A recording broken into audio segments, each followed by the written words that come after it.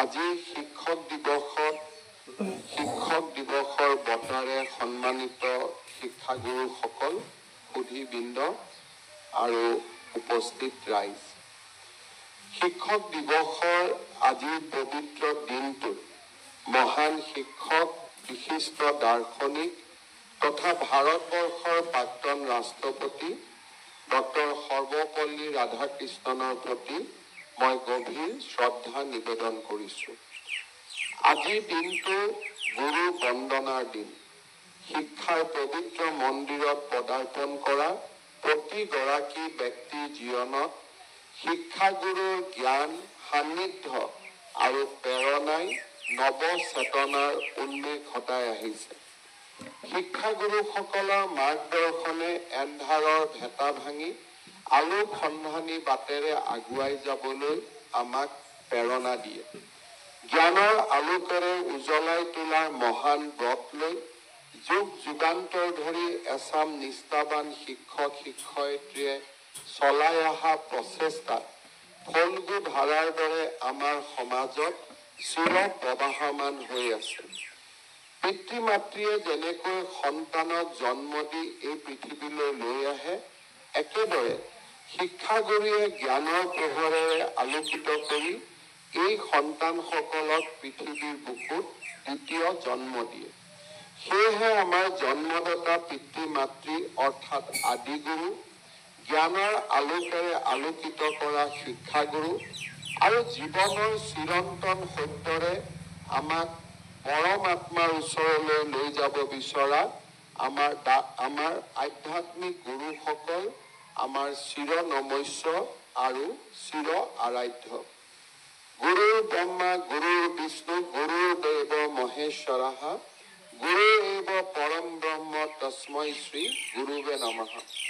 এখন সৰ্বাংগ সুন্দৰ সমাজ গঢ়াৰ মহান কৰ্মযজ্ঞত আত্মনিয়োগ কৰা প্ৰতিগৰাকী স্বনামধন্য শিক্ষাগুৰুলৈ শিক্ষক দিৱসৰ শুভ দিনটোত মই গভীৰ প্ৰণিপাত জনাইছোঁ। লগতে ৰাজ্য চৰকাৰৰ কৃতি শিক্ষক বঁটা প্ৰাপক শিক্ষাগুৰুসকলকো অসমবাসী ৰাইজৰ হৈ মই আন্তৰিক অভিনন্দন জনাইছোঁ। আজিৰ দিনটোতে আমি প্ৰধানমন্ত্ৰীৰ উচ্চতৰ শিক্ষা অভিযান আমাৰ ৰাজ্যখনত আমি শুভাৰম্ভ কৰিব বিচাৰিছোঁ। প্ৰধানমন্ত্ৰী নৰেন্দ্ৰ মোদী ডাঙৰীয়াৰ দিগদৰ্শী নেতৃত্বত আজি ভাৰতে অমৃত কালৰ মাজেৰে আগবাঢ়িছে। 2047 চনত ভাৰতক এখন বিকশিত ৰাষ্ট্ৰলৈ পৰিণত কৰাৰ বাবে তেখেতৰ প্ৰচেষ্টাত শিক্ষা আৰু শৈক্ষিক জগত এক মূল স্তম্ভ হিচাপে পৰিগণিত হৈছে। ৰাষ্ট্ৰীয় শিক্ষানীতিৰ ক্ৰমান্বয়ে কৰি অহা প্ৰয়োগে আমাৰ সমগ্ৰ দেশতে শিক্ষাৰ ক্ষেত্ৰত এক ইতিবাচক প্ৰভাৱ পেলাবলৈ আৰম্ভ কৰিছে। ভাৰতবৰ্ষ ইনোভেশ্যন আৰু জ্ঞানৰ এটা নতুন কেন্দ্ৰলৈ ৰূপান্তৰিত হ'ব ধৰিছে। এনে সময়তে প্ৰধানমন্ত্ৰীৰ উচ্চতৰ শিক্ষা অভিযানে আমাৰ দেশ আৰু আমাৰ ৰাজ্যৰ উচ্চ শিক্ষা জগতত এক নৱজাগৰণৰ সৃষ্টি কৰিব। আজি মই গৌৰৱ অনুভৱ কৰোঁ যে বহুমুখী শিক্ষা আৰু গৱেষণা বিশ্ববিদ্যালয়ৰ অধীনত প্ৰধানমন্ত্ৰী উচ্চতৰ শিক্ষা অভিযানত ডিব্ৰুগড় বিশ্ববিদ্যালয়ে এইবাৰ 100 কোটি টকা ভাৰত চৰকাৰৰ পৰা লাভ কৰিবলৈ সক্ষম হৈছে। লিংগ সমতা আৰু অন্তৰ্ভুক্তি পদক্ষেপৰ অধীনত উচ্চ শিক্ষাসমূহৰ বাবে জিলা ভিত্তিক মুঠ 20 কোটি টকা পুঁজি আবণ্টন দিয়া হৈছে। বাস্কা জিলাৰ 5খন শিক্ষানুষ্ঠান যেনে গোৰেশ্বৰ মহাবিদ্যালয়, বৰমা মহাবিদ্যালয়, বি কিষাণ মহাবিদ্যালয়লৈ 3 কোটি টকাকৈ, জ্ঞানপীঠ ডিগ্ৰী মহাবিদ্যালয়লৈ 96.40 লাখ টকা, শালবাৰী মহাবিদ্যালয়লৈ 3.60 লাখ টকাৰ পুঁজি, কাছাৰ জিলাৰ 9খন মহাবিদ্যালয় ক্ৰমে জনতা মহাবিদ্যালয়লৈ 4 কোটি টকা, গুৰুচৰণ মহাবিদ্যালয়লৈ 3 কোটি টকা, পশ্চিম শিলচৰ মহাবিদ্যালয়লৈ 1.5 কোটি টকা, বৰখলা চৰকাৰী আদৰ্শ মহাবিদ্যালয়লৈ 40 লাখ টকা, শিলচৰ মহাবিদ্যালয় আৰু শিলচৰ কন্যা মহাবিদ্যালয়লৈ 30 লাখকৈ টকা, কাছাৰ মহাবিদ্যালয়লৈ 25 লাখ, জে.এন. সিংহ মহাবিদ্যালয়লৈ 20 লাখ, এম.চি. দাস মহাবিদ্যালয়লৈ 5 লাখ টকাৰ অনুদান প্ৰধানমন্ত্ৰী উচ্চতৰ শিক্ষা অভিযানত আগবঢ়োৱা হৈছে। মহাবিদ্যালয়ৰ সৰলীকৰণ অনুদানৰ সহায়ত ৰাজ্যৰ 14খন প্ৰাদেশিকৃত মহাবিদ্যালয়ত প্ৰায় 70 কোটি টকাৰ পুঁজি আবণ্টন দিয়া হৈছে। শ্ৰীমন্ত শংকৰ মাধৱ মহাবিদ্যালয়, কে.চি. দাস বাণিজ্য মহাবিদ্যালয়, মঙলদৈ মহাবিদ্যালয়, কন্যা মহাবিদ্যালয়, আৰ.কে. নগৰ মহাবিদ্যালয়, সাপেখাতী মহাবিদ্যালয়, এছ.কে. ৰয় মহাবিদ্যালয়, লখিমপুৰ বাণিজ্য মহাবিদ্যালয়, বৰপথাৰ মহাবিদ্যালয়, ধেমাজি ছোৱালী মহাবিদ্যালয়, লক্ষীপুৰ মহাবিদ্যালয়, মানৱেন্দ্ৰ শৰ্মা মহাবিদ্যালয় আৰু থং নগদে মহাবিদ্যালয়লৈ 5 কোটি টকাকৈ আৰু বামুণ্ডী মহাবিদ্যালয়লৈ 4.95 কোটি টকাৰ পুঁজি আবণ্টন দিয়া হৈছে। বিশ্ববিদ্যালয় অনুদান আয়োগৰ সহায়ত কটন আৰু বড়োলেণ্ড বিশ্ববিদ্যালয়লৈ 20 কোটিকৈ সৰ্বমুঠ 40 কোটি টকাৰ পুঁজিৰ আবণ্টন দিয়া হৈছে। এই পুঁজিৰ সৎ ব্যৱহাৰ আমি যদি নিশ্চয়তা কৰিব পাৰোঁ বা নিশ্চিত কৰিব পাৰোঁ, তেনেহ'লে অনাগত দিনত অসমৰ আৰু বহু মহাবিদ্যালয়লৈ আমি প্ৰধানমন্ত্ৰী উচ্চতৰ শিক্ষা অভিযানৰ পৰা অনুদান আনিবলৈ সক্ষম হ'ম। মই আজি যিসকল শিক্ষানুষ্ঠান ডিব্ৰুগড় বিশ্ববিদ্যালয়ৰ পৰা আদি কৰি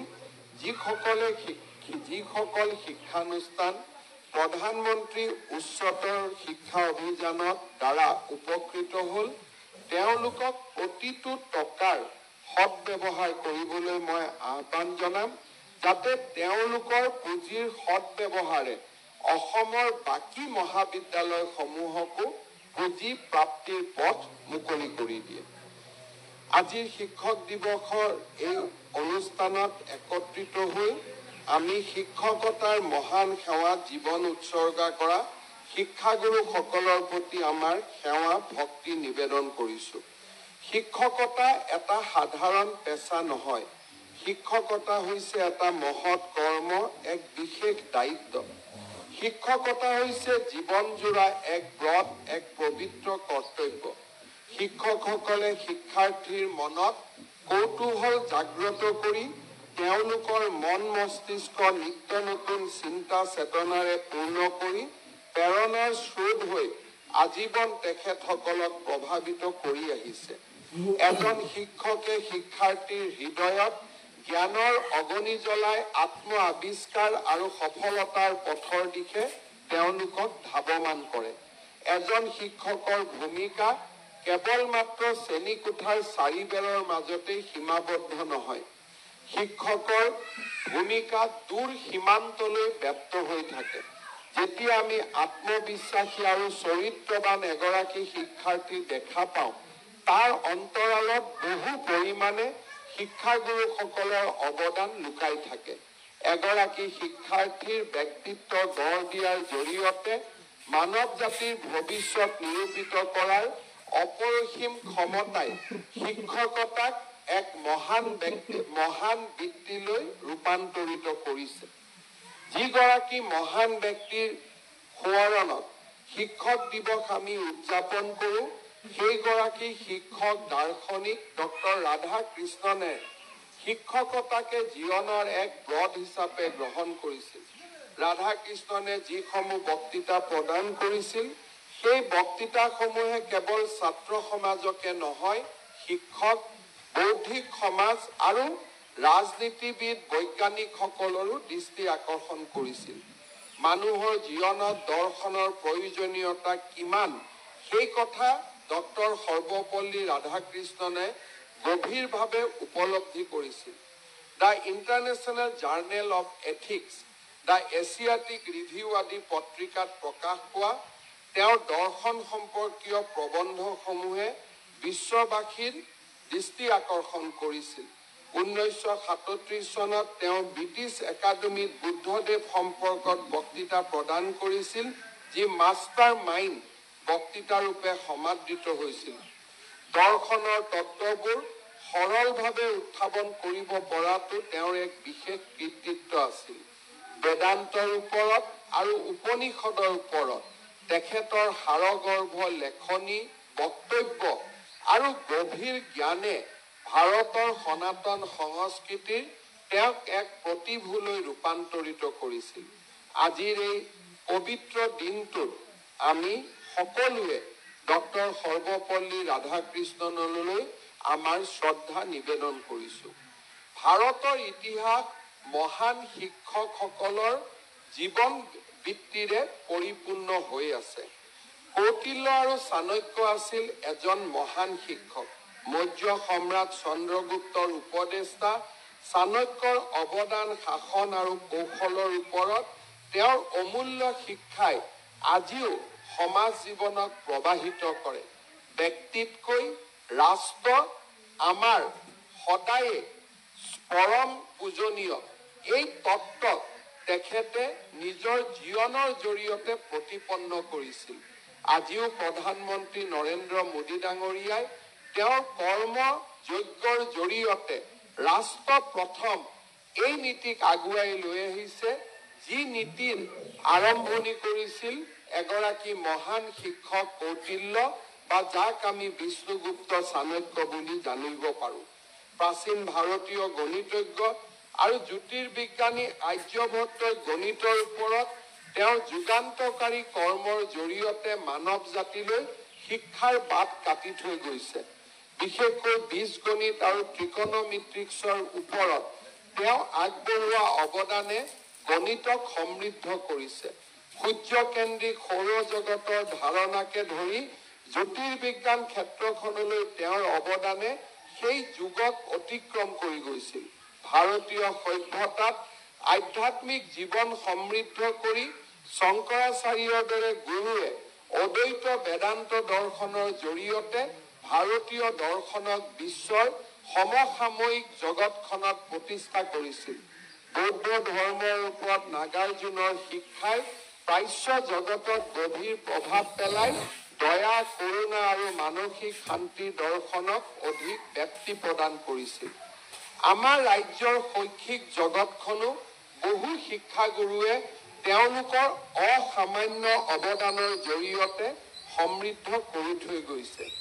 অসমৰ জাতীয় জীৱনৰ প্ৰাণ প্ৰতিষ্ঠাতা মহাপুৰুষ শ্ৰীমন্ত শংকৰদেৱৰ জীৱন আৰু দৰ্শন গঢ় দিয়া ব্যক্তিগৰাকী আছিল তেওঁৰ গুৰু মহেন্দ্ৰ কন্দলীয়ে।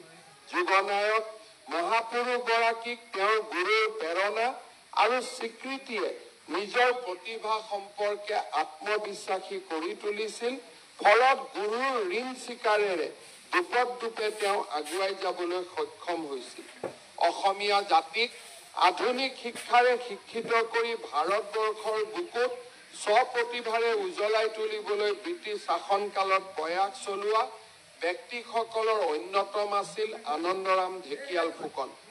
আনন্দৰাম ঢেকিয়াল ফুকনৰ ব্যক্তিত্ব গঢ় দিয়াৰ ক্ষেত্ৰত প্ৰধান ভূমিকা গ্ৰহণ কৰিছিল তেওঁৰ শিক্ষকে। উচ্চ শিক্ষা লাভৰ বাবে আনন্দৰামক কলিকতালৈ পঠোৱা মূল ব্যক্তিকেইজন আছিল তেওঁৰ শিক্ষাগুৰুসকল। শিক্ষক হিচাপে গুণী ছাত্ৰৰ প্ৰতি তেওঁলোকে কি ধৰণে দৃষ্টি ৰাখিব লাগে আৰু আনন্দৰামক ঘৰৰ অনিচ্ছাৰ স্বত্বেও এক প্ৰকাৰ উচ্চ শিক্ষাৰ বাবে হুকুম দি তেওঁৰ শিক্ষাগুৰুসকলে তেওঁক কলিকতালৈ পঠাই দিছিল। অসমীয়া ভাষা সাহিত্যৰ ওজা যশস্বী গৱেষক সাহিত্যিক বাণীকান্ত কাকতিৰ জীৱনত শিক্ষকৰ ভূমিকা আছিল অপৰিসীম। এগৰাকী শিক্ষকে ছাত্ৰক কিমান ভাল পাব পাৰে, ছাত্ৰৰ বুদ্ধিদীপ্ততা দেখি শিক্ষকৰ মন কেনেকৈ পুলকিত হ'ব পাৰে, সেই কথা বাণীকান্ত কাকতিৰ জীৱনত প্ৰকাশ পাইছে। এবাৰ বিদ্যালয়ৰ পৰীক্ষাত বাণীকান্ত কাকতিৰ শিক্ষক লক্ষীনাৰায়ণ গোস্বামীয়ে সংস্কৃতত তেওঁক 100ৰ ভিতৰত 105 নম্বৰ দিছিল। এই কথাই বাণীকান্ত কাকতিদেৱৰ জীৱনত অসীম প্ৰেৰণা দিছিল। দৰাচলতে ই আছিল প্ৰতিভাৰ এক বিৰল সন্মান আৰু এই বিৰল প্ৰতিভাৰ সন্মানেৰে সন্মানিত হৈ বাণীকান্ত কাকতিয়ে পৰৱৰ্তী কালত অসমীয়া ভাষা সাহিত্যৰ এগৰাকী বিশিষ্ট গৱেষক বিশ্লেষক আৰু এগৰাকী সফল শিক্ষক হিচাপে তেওঁ সুনাম অৰ্জন কৰিব পাৰিছিল। ইতিহাসৰ বুকুত শিক্ষকসকলে এটা প্ৰজন্মৰ পৰা আন এটা প্ৰজন্মলৈ জ্ঞান অমৃতৰ প্ৰবাহিত ধাৰাক আগুৱাই লৈ আহে। ভাৰতৰ স্বাধীনতাৰ উষা লগনত নানা বিপদ বিঘিনি নেওচি বৰ্তমান অৰুণাচল প্ৰদেশৰ জনজাতীয় সমাজখনক শিক্ষাৰ পোহৰেৰে আলোকিত কৰিছিল অসম কন্যা ইন্দিৰা মিৰিয়ে। 1947 চনত তেওঁ নেফাৰ শিক্ষা বিষয়া হিচাপে নিযুক্তি লাভ কৰাৰ সময়ত নেফা আছিল এক দুৰ্গম এলেকা। এনে ঠাইত শিক্ষা বিষয়া হিচাপে শিক্ষাৰ প্ৰসাৰ সাধন কৰিবলৈ যোৱা আছিল অজস্ৰ প্ৰত্যাহ্বানেৰে পৰিপূৰ্ণ। দেশ বিদেশত উচ্চ শিক্ষাৰে শিক্ষিত হোৱা স্বত্তেও নেফাৰ জনজাতীয় ভাই ভনীসকলৰ লগত অন্তৰংগ সম্পৰ্ক স্থাপন কৰি কেতিয়াবা হাতীত উঠি, কেতিয়াবা ঘোঁৰাত উঠি, নতুবা কেতিয়াবা খোজকাঢ়ি বিভিন্ন জনগোষ্ঠীৰ লোকসকলৰ সৈতে সংযোগ স্থাপন কৰি তেওঁলোকৰ মাজত শিক্ষা বিস্তাৰৰ বাবে তেওঁ শিক্ষানুষ্ঠান স্থাপন কৰিছিল। প্ৰায় এটা দশক নেফাত থাকি তেওঁ শিক্ষাৰ যি ভেটি স্থাপন কৰিছিল সি অৰুণাচল প্ৰদেশক এক নৱজাগৰণৰ ফালে লৈ গৈছিল। মোৰ দৃষ্টিত অসমীয়া শিক্ষক সমাজত শ্ৰীমতী ইন্দিৰা মিৰি এগৰাকী অনন্য উজ্জ্বল প্ৰতিভা আছিল আৰু ইন্দিৰা মিৰিৰ জীৱন দৰ্শনে আজিও আমাৰ শিক্ষক সমাজক প্ৰেৰণা দিব পাৰে। তেখেতসকলক দুৰ্গম অঞ্চলত সাহসেৰে কাম কৰাৰ বাবে সাহস দিব পাৰে। আধুনিক অসমত শ্ৰেণীকোঠাৰ মাজতো কেইবাগৰাকীও শিক্ষকে সুন্দৰ কৰ্মৰ মাজেৰে ছাত্ৰসকলৰ জীৱনৰ প্ৰেৰণা হৈ পৰিছে। কিছুদিন আগতে 2024 চনত ডিব্ৰুগড় বিশ্ববিদ্যালয়ে তেনে এজন শিক্ষক, গৱেষক, লেখক ক্ষীৰধৰ বৰুৱাক ডিলিট উপাধি প্ৰদান কৰিছিল।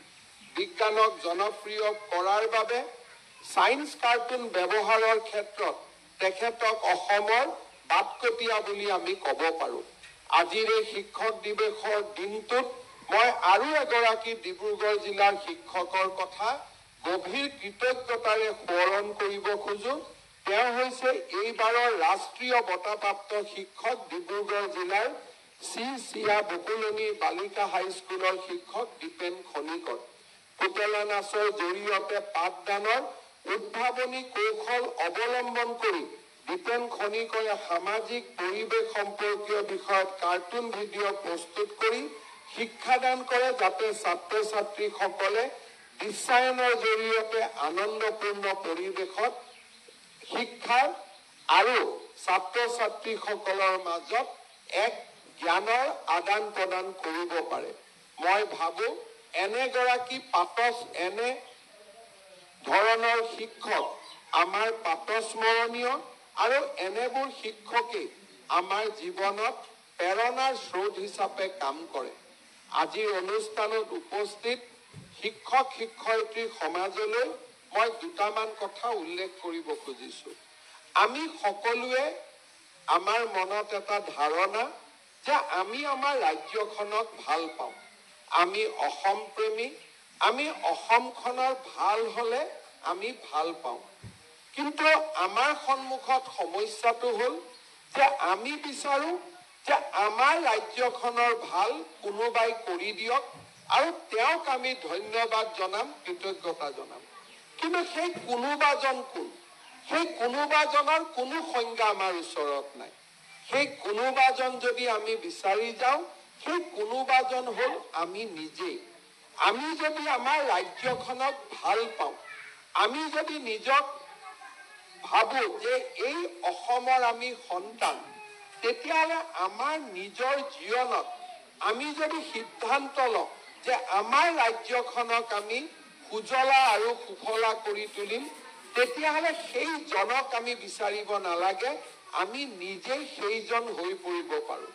অসমৰ শিক্ষক সমাজ, অসমৰ চিকিৎসক সমাজ, অসমৰ ৰাজনীতি কৰা ব্যক্তিসকল, অসমৰ ব্যুৰক্ৰেটসকল, অসমৰ কৰ্মচাৰীসকল প্ৰতিটো দিন যদি কাৰ্যালয়ত প্ৰৱেশ কৰে যে মই অসম মাতৃৰ এজন গৌৰৱান্বিত সন্তান আৰু আজিৰ দিনটোত মই কাৰ্যালয়ত বহি মই মাত্ৰ মোৰ ৰাজ্যখনক সেৱা কৰিম, তেনে এখন ৰাজ্যক বিকাশৰ ফালে আগবাঢ়ি যোৱাত কোনেও বাধা দিব নোৱাৰে।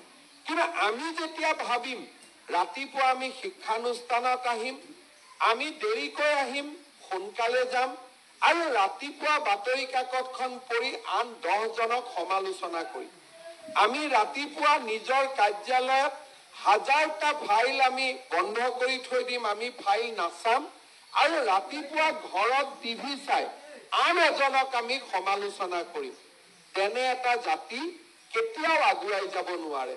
আমি প্ৰত্যেকেই জানো যে মহাসাগৰে সৃষ্টি কৰা নাই, নদীবিলাক গৈ গৈ মহাসাগৰ সৃষ্টি কৰে। নদীবিলাকে নিজে সৃষ্টি হ'ব নোৱাৰে, উপনদীবিলাকে গৈ গৈ নদীৰ সৃষ্টি কৰে।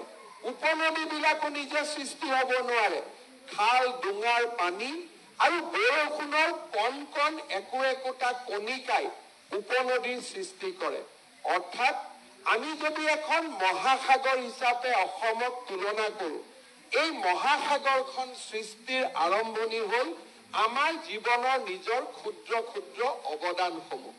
আমাৰ জীৱনৰ যেতিয়া নিজৰ ক্ষুদ্ৰ ক্ষুদ্ৰ অৱদানসমূহ আমি আগবঢ়াই যাব পাৰোঁ, তেতিয়াহ'লে অসমখন নিশ্চিতভাৱে মহাসাগৰত পৰিগণিত হ'ব। আজি আমাৰ সমাজৰ যিটো ধাৰণা যে মই বৰঙণি আগ নবঢ়াওঁ, মই মোৰ পৰিয়ালক লৈ ব্যস্ত থাকিম, মই মোৰ জীৱনত প্ৰতিটো কাম কৰিম যি কামে মোৰ দেশক সমৃদ্ধ নকৰে, কিন্তু মই আনৰ পৰা আশা কৰিম যে মোৰ দেশখন সমৃদ্ধ হওক, তেনে এক ব্যৱস্থাৰে আমাৰ জাতীয় জীৱন কেতিয়াও আগবাঢ়ি যাব নোৱাৰে।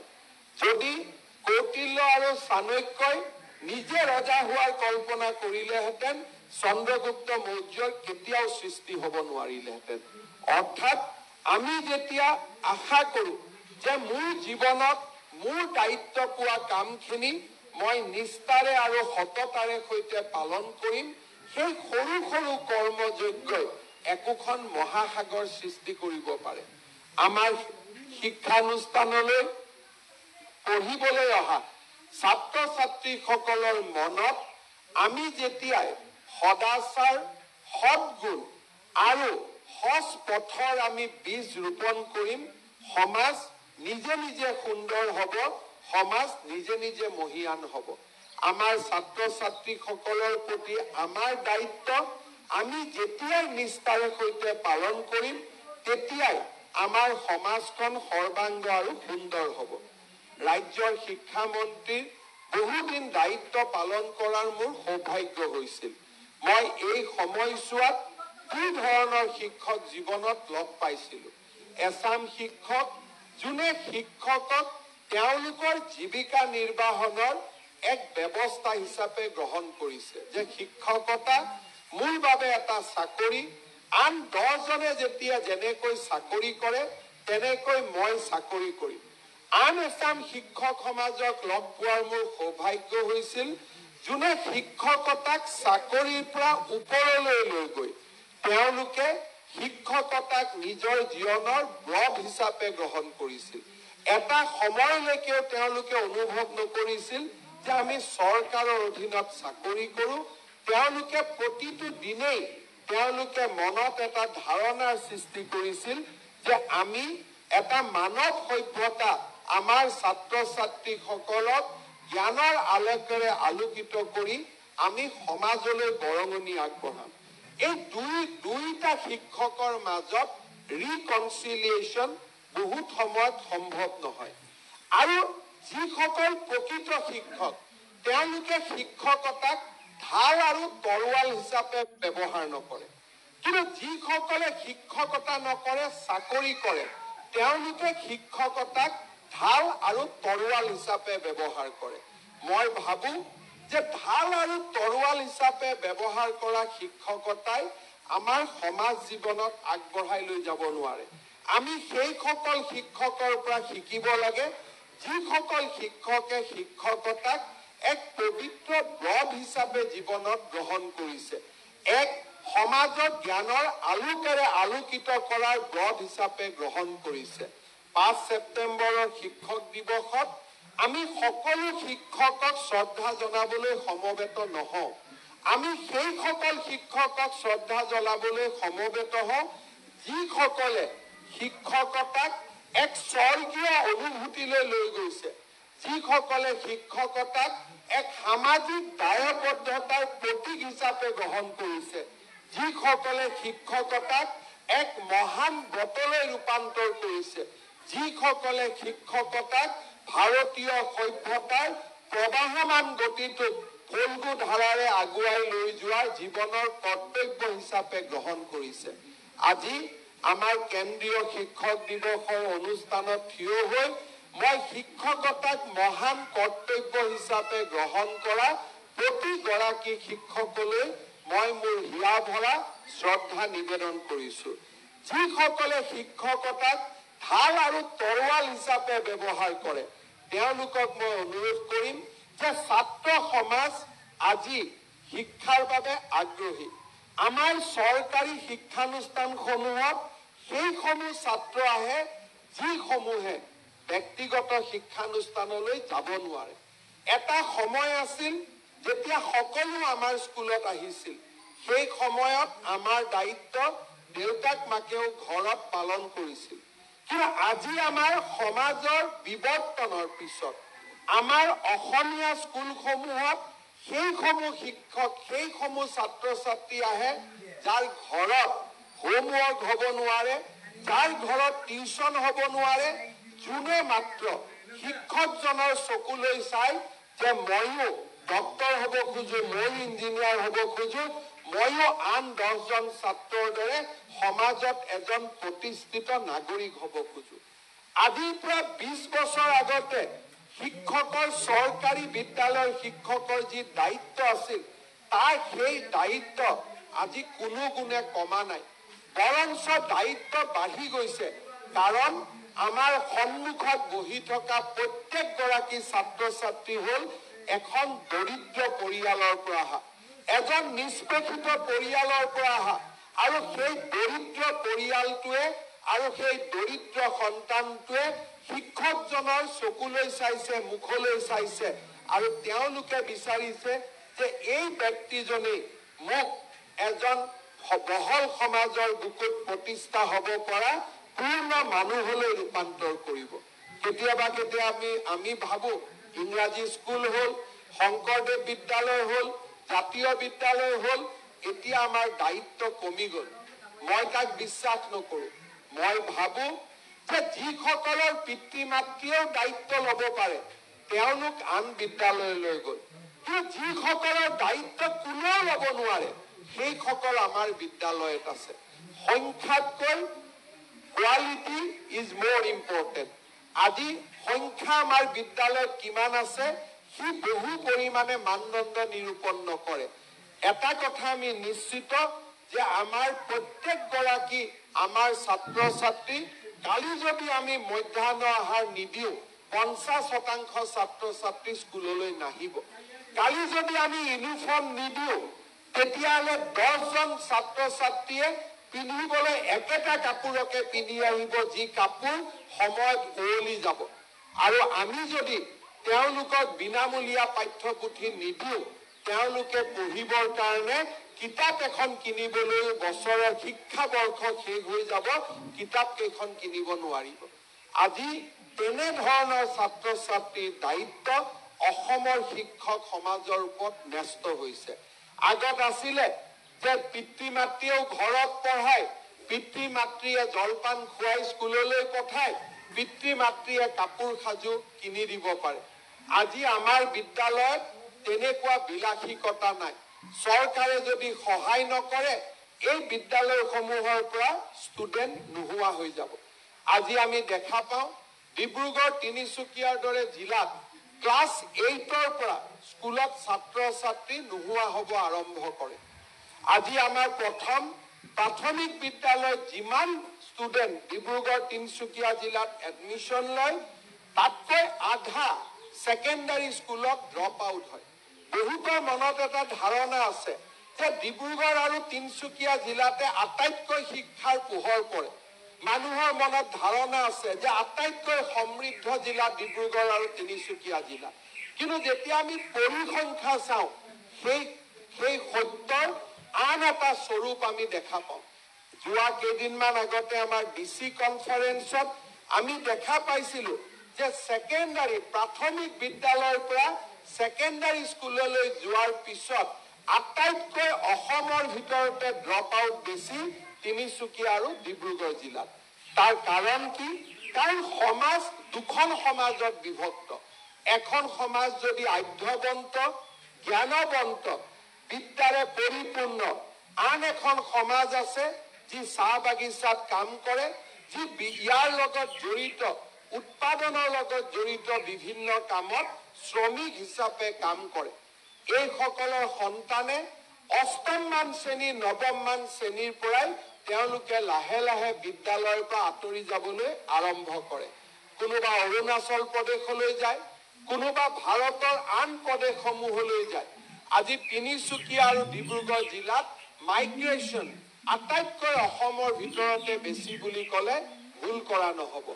তেনেকুৱা এটা সময়ত মই ভাবোঁ যে অসমৰ আটাইতকৈ আগবঢ়া জিলা বুলি প্ৰতিষ্ঠিত ডিব্ৰুগড় আৰু তিনিচুকীয়া জিলাই শিক্ষাৰ যদি এনেকুৱা এটা পৰিৱেশ আমাৰ সন্মুখত দাঙি ধৰে, তেতিয়াহ'লে আন জিলাসমূহত ডিমা হাছাও পশ্চিম কাৰ্বি আংলঙত আমি কিমান কাম কৰিবলগীয়া আছে, ই আমাৰ প্ৰত্যাহ্বানৰ এটা স্বৰূপ দিয়ে।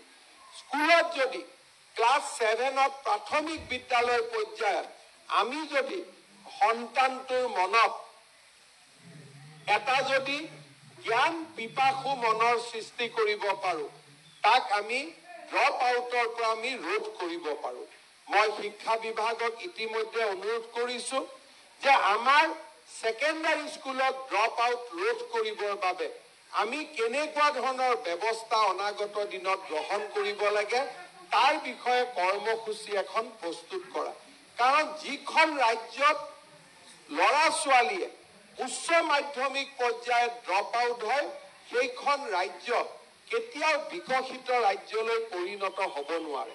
মই বিশ্বাস কৰোঁ যে আমাৰ শিক্ষক সমাজ আৰু প্ৰশাসকসকল সকলোৱে মিলি এনেকুৱা এটা পৰিৱেশ সৃষ্টি কৰিব যে যিমান সন্তান জন্ম হয় সিমান সন্তানে প্ৰাথমিক বিদ্যালয়ত পঢ়িব, সিমান সন্তানে মেট্ৰিক পৰীক্ষা দিব, সিমান সন্তানে উচ্চতৰ মাধ্যমিক পৰীক্ষা দিব। আৰু ইয়াত যেতিয়া আমি ড্ৰপ আউট ৰোধ কৰিব পাৰিম, তেতিয়াহে আমি অসমৰ শিক্ষা জগতখনক আৰু অসমৰ সমাজখনক আগুৱাই লৈ যাব পাৰিম। মই আৰু এটা নিশ্চিতভাৱে বিশ্বাস কৰোঁ যে আমাৰ পাঠ্যপুথি জ্ঞানৰ লগতে উচ্চ মাধ্যমিক পৰ্যায়ৰ পৰাই স্কিলৰ লগত আমাৰ সম্পৰ্ক আৰম্ভ হ'ব লাগে। স্কিল বুলি ক'লে সাঁতুৰি নুবুজায়, স্কিল বুলি ক'লে আমাৰ অকল মাত্ৰ গজাল নুবুজায়, স্কিল বুলি ক'লে অকল মাত্ৰ ফাৰ্নিচাৰ নুবুজায়। স্কিল বুলি কোৱাৰ লগে লগে আমাৰ বহুতবিলাক স্কিল আছে যাক আমি স্কুলত একোটা কাৰখানা নিৰ্মাণ নকৰাকৈও সেই স্কিলৰ আমি জ্ঞান দিব পাৰোঁ। মই বিশ্বাস কৰোঁ যে আজি আমাৰ অসমতে কিমানবিলাক স্কিল আমাক প্ৰয়োজন, তাৰ যদি এখন আমি সূচী উলিয়াওঁ, তেতিয়াহ'লে আমি দেখা পাওঁ যে স্কুলৰ পিছত এঘণ্টা সময় বা স্কুলৰ কেৰিকুলামৰ লগত এঘণ্টা সময় যদি আমি স্কিলৰ ওপৰত কথা পাতোঁ, ল'ৰা ছোৱালীৰ মাজত আত্মবিশ্বাস আৰু প্ৰত্যয়েৰে ভৰি পৰিব। আমাৰ বিদ্যালয়ৰ শিক্ষক শিক্ষয়িত্ৰীসকলক আমাৰ পাঠ্যপুথিত আমাৰ স্কিলক উদ্যমিতাক এক অংশ হিচাপে গ্ৰহণ কৰাৰ আজি সময় সমাগত। কাৰণ উদ্যমিতা অবিহনে আমি এজন ছাত্ৰ ছাত্ৰীক নিৰ্মাণ কৰিব নোৱাৰোঁ, যি ছাত্ৰ ছাত্ৰীয়ে অতি সোনকালে তেওঁলোকৰ পৰিয়ালটোক যিকোনো ধৰণে সমৰ্থন কৰিবৰ বাবে সমাজৰ বহল বুকুত কাম কৰিবলৈ যাব লাগিব। আজি মই এটা সৰু উদাহৰণ দিছো। ডিব্ৰুগড় বিশ্ববিদ্যালয়ত উচ্চতৰ শিক্ষা অভিযানে 100 কোটি টকা দিছে। আমি 100 কোটি দিম, 200 কোটি টকা।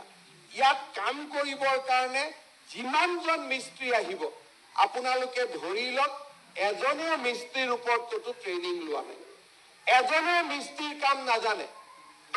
দেখা কৰি তেওঁলোকে মিস্ত্ৰীৰ কাম কৰিব। এখন টাইলছৰ ওপৰত এখন টাইলছ জাপি দিব, এখন মাৰ্বলৰ ওপৰত আন এখন মাৰ্বল জাপি দিব, আৰু 5 বছৰ পিছত যিমানে ধুনীয়া বিল্ডিং নপতাও কিয় ওপৰৰ পৰা বৰষুণ পৰিবই।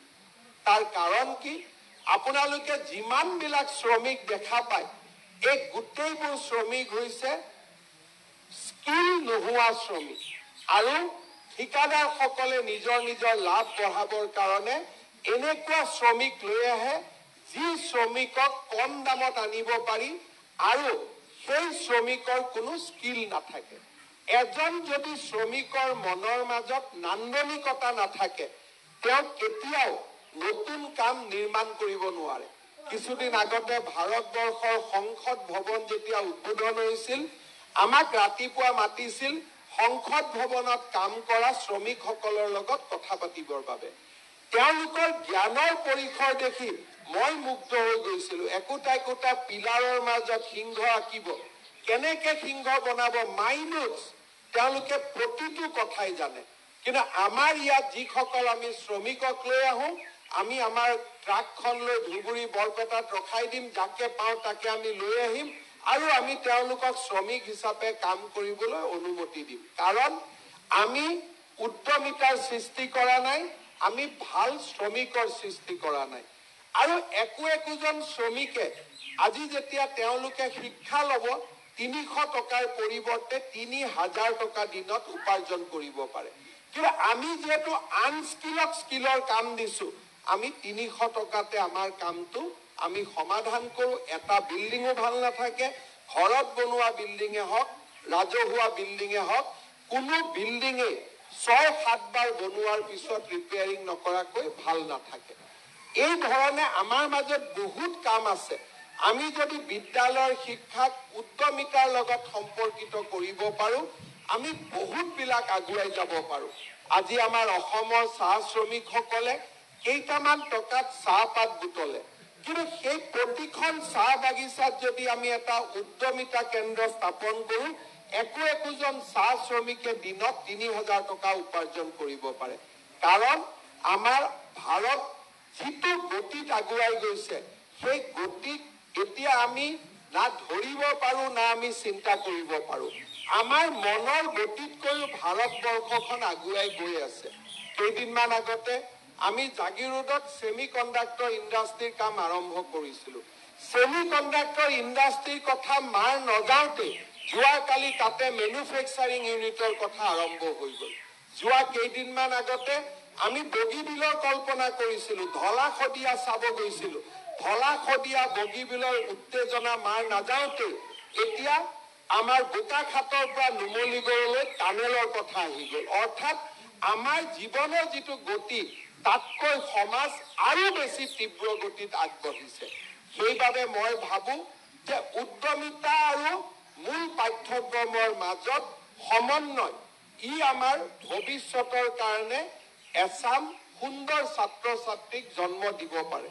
ডিব্ৰুগড় বিশ্ববিদ্যালয়ৰ দৰে মঞ্চত ইণ্ডাষ্ট্ৰী 4.0 এই ধৰণৰ শিক্ষাৰ লগত আমাৰ ছাত্ৰ ছাত্ৰীসকলক জড়িত কৰাৰ সময় আজি সমাগত। আমাৰ ছাত্ৰ ছাত্ৰী আৰ্টছ পঢ়ক, ছায়েন্স পঢ়ক, যদি আজি বহল সমাজৰ লগত আমি আগুৱাই যাব লাগে, আমি আৰ্টিফিচিয়েল ইণ্টেলিজেন্সৰ দৰে আমি ইণ্ডাষ্ট্ৰী 4.0 লগত বা যি ফিউচাৰ ইণ্ডাষ্ট্ৰীৰ লগত আমি নিজক জড়িত কৰিব লাগিব। ৰাষ্ট্ৰীয় শিক্ষা নীতিয়ে সেইবাবে এজন দৰ্শনৰ ছাত্ৰকো অংক শিকাৰ অনুমতি প্ৰদান কৰিছে, এজন বুৰঞ্জীৰ ছাত্ৰকো কেমেষ্ট্ৰি শিকাৰ অনুমতি প্ৰদান কৰিছে। মই ভাবো যে আমাৰ স্কিলৰ যি বিৱৰ্তন আছে, সেই স্কিলৰ বিৱৰ্তনৰ মাজত থাকি অত্যাধুনিক প্ৰযুক্তি সম্পন্ন স্কিল মানে অকল শ্ৰমিক হোৱাই নহয়, স্কিল মানে আটাইতকৈ ডাঙৰ উদ্যোগটো ছেমি কণ্ডাক্টৰ প্ৰস্তুত কৰা ব্যক্তিজনো এটা স্কিলেই। গতিকে মই ভাবো যে ফিউচাৰ ইণ্ডাষ্ট্ৰীৰ স্কিলৰ ক্ষেত্ৰতো আমাৰ বিশ্ববিদ্যালয়সমূহে কাম কৰিব লাগে, যাতে উদ্যমিতা আৰু এটা মূল শিক্ষাৰ মাজত সমন্বয় স্থাপন হ'ব পাৰে। উদ্যমিতা আৰু মূল শিক্ষাৰ সমন্বয়েহে আমাৰ শিক্ষা জগতখনক ধুনীয়া কৰিব। ডিব্ৰুগড় বিশ্ববিদ্যালয় আৰু অসমৰ বিশ্ববিদ্যালয়সমূহক আমি ৰাষ্ট্ৰীয় শিক্ষানীতিৰ লগত সমাহিত কৰিবলৈ প্ৰচেষ্টা আৰম্ভ কৰিছোঁ। এইবাৰ অলপ আগতে উপাচাৰ্য মহোদয়ে কোৱাৰ দৰে গুৱাহাটী বিশ্ববিদ্যালয়ত ইণ্টিগ্ৰেটেড পোষ্ট গ্ৰেজুৱেট কোৰ্চ আৰম্ভ হৈছে। ডিব্ৰুগড় বিশ্ববিদ্যালয়, কটন বিশ্ববিদ্যালয় আদিতো ইণ্টিগ্ৰেটেড পোষ্ট গ্ৰেজুৱেশ্যন কোৰ্চ আৰম্ভ হোৱাৰ লগে লগে আমি গ্ৰেজুৱেশ্যনৰ পৰাই এছাম ছাত্ৰ ছাত্ৰীক নিৰ্মাণ কৰাৰ বাবে সুবিধা পাম। মই ডিব্ৰুগড় বিশ্ববিদ্যালয়ক ধন্যবাদ জনাইছোঁ যে অহাবাৰৰ পৰা আপোনালোকে ইণ্টিগ্ৰেটেড পোষ্ট গ্ৰেজুৱেশ্যনৰ কাম হাতত লৈছে, কিন্তু অসমৰ সকলো বিশ্ববিদ্যালয়ে ইণ্টিগ্ৰেটেড পোষ্ট গ্ৰেজুৱেট পঢ়াবৰ বাবে আৰম্ভ কৰক, তাক মই আশা কৰিম। আজি শিক্ষক দিৱসৰ দিনা আমি এয়াও সংকল্প লৈছোঁ যে ৰাষ্ট্ৰীয় শিক্ষানীতিৰ অধীনত 2030 চনৰ আগতে পৰ্যায়ক্ৰমে আমি মহাবিদ্যালয়সমূহক বিশ্ববিদ্যালয়লৈকে আমি উন্নত কৰিম। ইয়াৰ ফলত 2030 চনলৈকে অসমত বিশ্ববিদ্যালয়ৰ সংখ্যা 100খনলৈ বৃদ্ধি পাব। এই ধৰণৰ আমি ৰাজ্যৰ শিক্ষা জগতখনক উজ্জীৱিত কৰাৰ নতুন নতুন প্ৰয়োজন, নতুন নতুন চিন্তাৰে আমি আগবাঢ়িছোঁ। মই আশা কৰোঁ ৰাষ্ট্ৰীয় শিক্ষানীতিৰ সফল প্ৰয়োগ আমাৰ শিক্ষা জগতখনক আৰু অধিক সুন্দৰ কৰিব। শিক্ষক দিৱসৰ আজি পবিত্ৰ ক্ষণত আমাৰ হাইস্কুল পৰ্যায়, প্ৰাথমিক বিদ্যালয় পৰ্যায়ত যিসকল শিক্ষাগুৰুৱে তেওঁলোকৰ কৃতিত্বপূৰ্ণ সেৱাৰ বাবে শিক্ষক দিৱসৰ বঁটা লাভ কৰিলে, আটাইকেইগৰাকীকে মই মোৰ ধন্যবাদ আৰু অভিনন্দন জনাইছোঁ। ৰাজ্যৰ শিক্ষকসকলৰ সমস্যা, শিক্ষক সমাজৰ ভৱিষ্যত, এই সম্পৰ্কে আমি সদায় সচেতন। শিক্ষক সমাজৰ লগত আমি সদায় সেই দিশত একেলগে কাম কৰি আহিছোঁ। ৰাজ্য চৰকাৰে প্ৰাথমিক বিদ্যালয়ত 6000 প্ৰধান শিক্ষক পোষ্ট ক্ৰিয়েট কৰাকে ধৰি কেইদিনমান আগতে সৰ্বশিক্ষা অভিযানত কাম কৰা 25,000 শিক্ষকক স্থায়ী নিযুক্তিকে ধৰি আমি এটাকৈ যুগান্তকাৰী পদক্ষেপ আমি লৈ আহিছোঁ। অনাগত দিনবিলাকতো আমি শিক্ষক সমাজৰ সমস্যাসমূহ দূৰীকৰণৰ বাবে আমি প্ৰচেষ্টা চলাই যাম। 5 ছেপ্টেম্বৰৰ এই পবিত্ৰ দিনটোত অসমৰ সমূহ শিক্ষক সমাজলৈ ডিব্ৰুগড়ৰ পৰাই মই অভিবাদন, অভিনন্দন আৰু নমন জনাই মই মোৰ বক্তব্যৰ সামৰণি মাৰিছোঁ। ধন্যবাদ।